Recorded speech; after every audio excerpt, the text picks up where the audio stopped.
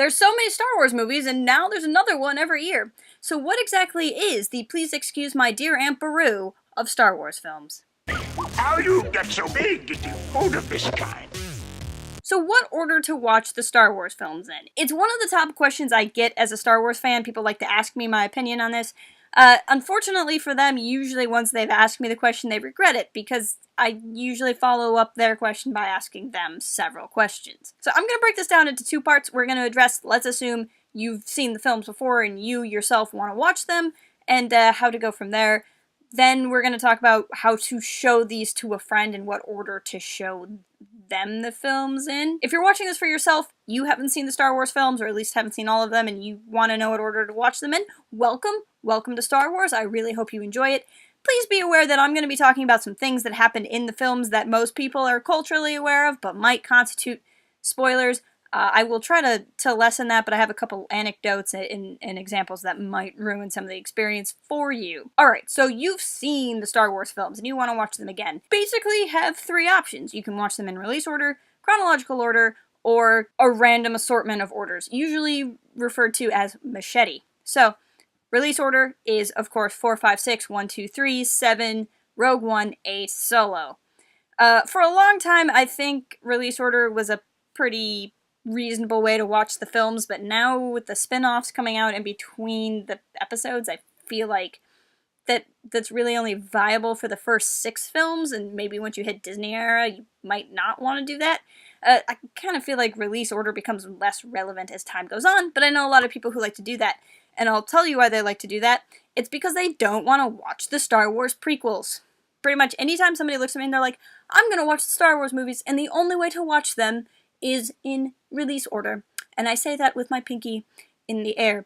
I know what they're really saying is, I don't want to watch the Star Wars prequels, but I don't want to admit that I don't want to watch Star Wars prequels, even though I just like to post lots of memes about how the Star Wars prequels are terrible. So what I'm gonna do is watch 4, 5, and 6, and then pretend that I'm too tired to watch 1, 2, and 3, and then just never finish. I know who you are, I know what you're thinking, and no, I don't fall for your lies. Because honestly, that's just my experience of people who watch them release. Then you have chronological. Chronological makes more and more sense as time goes on, because now you have 1, 2, and 3, Solo, Rogue One, 4, 5, 6, 7, 8. Isn't that convenient how it goes 4, 5, 6, 7, 8? I really like chronological order, and I'll tell you why I really like chronological order, is because if you watch them in release order, you watch 4, 5, and 6, and at the end of 6, everybody's happy, and then you watch 1, 2, and 3, and everyone's super sad. And for a long time, we didn't have episode 7, so you would go, like, you would just end in sadness. You would end in sadness, death, and depression, and who wants to end a movie marathon that way? Nobody. But then, now you have 7, and so you end where everyone's sad and depressed and dead, and then you jump way the frick in the future, where all the people who were sad are now old and sad, and you're just like, how did I get here? So it's just, like, I like release order, because when you watch the original 6 films, it ends on a happy note, not an incomplete, there's more story to go note. Then there's machete order, and machete order is usually 4, 5, 1, 2, 3, 6, and I don't honestly know where the Disney films fit into that, because I've never really had a strong interest in machete order, but I know a lot of people swear by it. The argument for machete order is actually, in the event you haven't seen any of the films, you live under a rock, you're Captain America and you've been frozen in ice for decades and you don't know what Star Wars is, you can watch 4 and 5 and have the big twist unspoiled for you, and then you can go back in 1, 2, and 3 and experience all of that, and then you go back to 6 and see how it all ends. I don't really think there's a lot of merit in that if you're watching the film for the first time, and I know I'm getting ahead of myself. I don't really like that as to show the films to somebody for the first time. One, I reject the notion that people don't know that Darth Vader is Luke's father, because everyone knows that Darth Vader is Luke's father.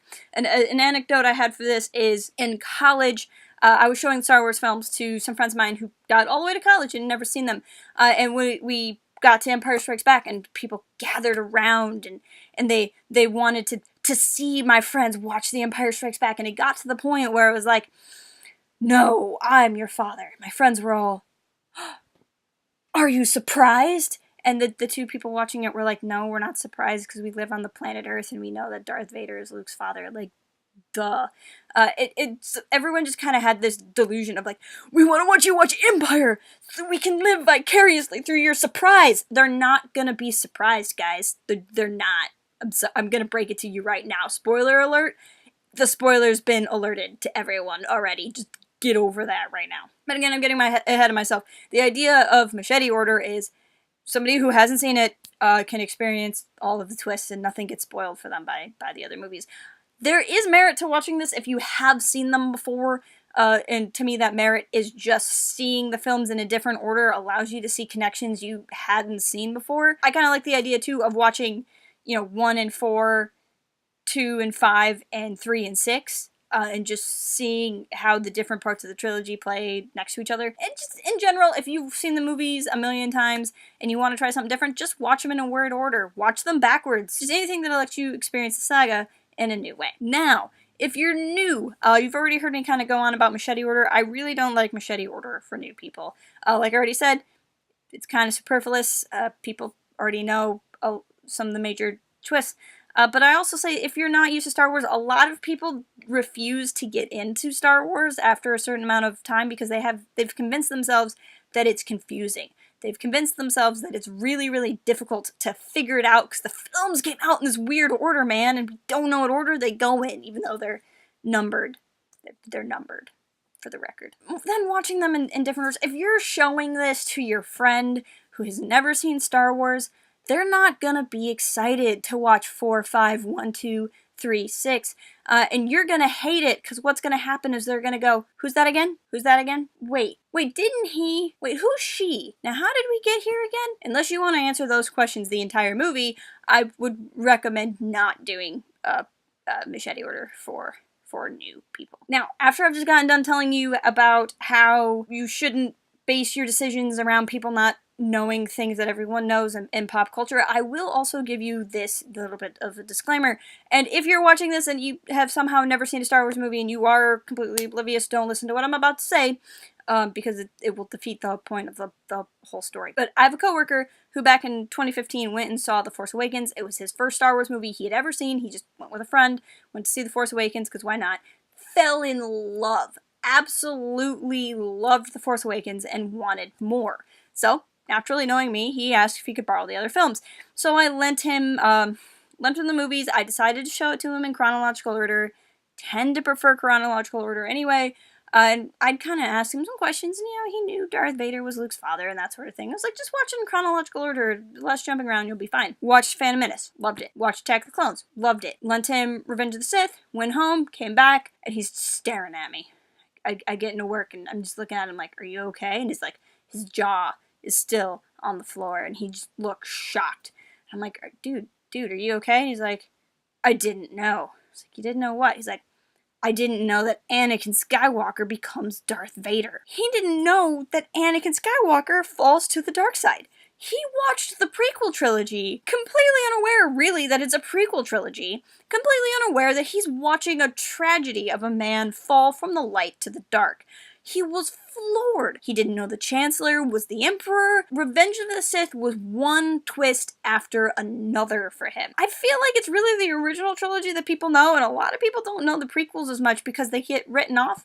And if you really want to watch your friends go through plot twists, you might actually want to show them the prequels. I will also say, if you're getting friends into it for the first time, starting with the spin-off films might not be as weird as you think. I mean, maybe you're like, can't start with Rogue One, you'd have to explain what the Death Star is, and you'd have to explain what the Rebellion is. You can't start with Solo, you'd have to explain who Han Solo is, except for those movies already explain that. The Rogue One already explains what the Death Star is because all the characters in the movie are learning what the Death Star is. You have modern movies with modern filmmaking techniques, with modern effects that are very, very accessible for new people. Starting people in Star Wars not in the Skywalker saga might be the way to go. I will also say, when it comes to showing someone something for the first time, you have to take into account, are they going to be more appreciative of dialogue and acting and that sort of thing? And in which case you might want to start them with the originals. Or are they more interested in effects, in a quicker pace, and something that matches more like something you'd see today? You might want to start them with the prequels.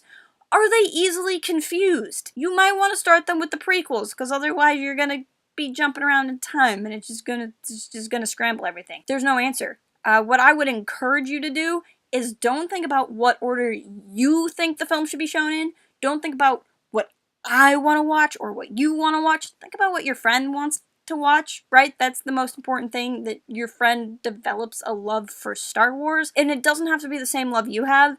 If you are so stressed about your friend sitting there and getting it and knowing the names of everyone at the cantina and like telling them all the stuff and the production stories, you're probably just gonna freak them out. Like, just let your friend watch the friggin' movie and they'll figure it out from there. So yeah, I tend to lean towards chronological, but ultimately it matters who I'm showing the movie to and what they want to watch, because if I'm sharing the films, I want to watch what they want to watch. If you're watching this video and you're trying to decide for yourself and you don't have a guide, like I said, if you prefer better special effects, faster editing, something that feels more like right now, I would either start with the spin-off films, which is Rogue One and Solo, the Of Star Wars story movies, or with the prequels, and don't listen to the internet because the internet just likes to complain. Like, just watch them, it's gonna be fine. However, if you're the kind of hoity-toity type and you really just need to watch a movie that like actually has good direction and stuff,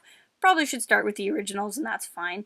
Just keep in mind, the movies are labeled for a reason, and there's a couple decade jump between trilogies. Really, I have a hard perspective on all of this because I don't marathon the Star Wars movies. I tend to watch the Star Wars movie that I want to watch. Sometimes I throw in Attack of the Clones, sometimes I throw in Return of the Jedi, sometimes I throw in The Force Awakens. Whichever Star Wars movie I want to watch, I watch. I don't necessarily marathon them. So if you were to ask me what I do, I just watch whatever one I want to watch, and I don't really stress about it a whole lot. With that, I'm going to leave it here, having promptly not really answered your question at all for you. Make sure you let me know in the comments what order you watch it in, and why. Make sure you're following us on Twitter at Port Haven Forums. Visit port-haven.com for even more. And until next time, keep it real, fly casual. Cooking can be fun.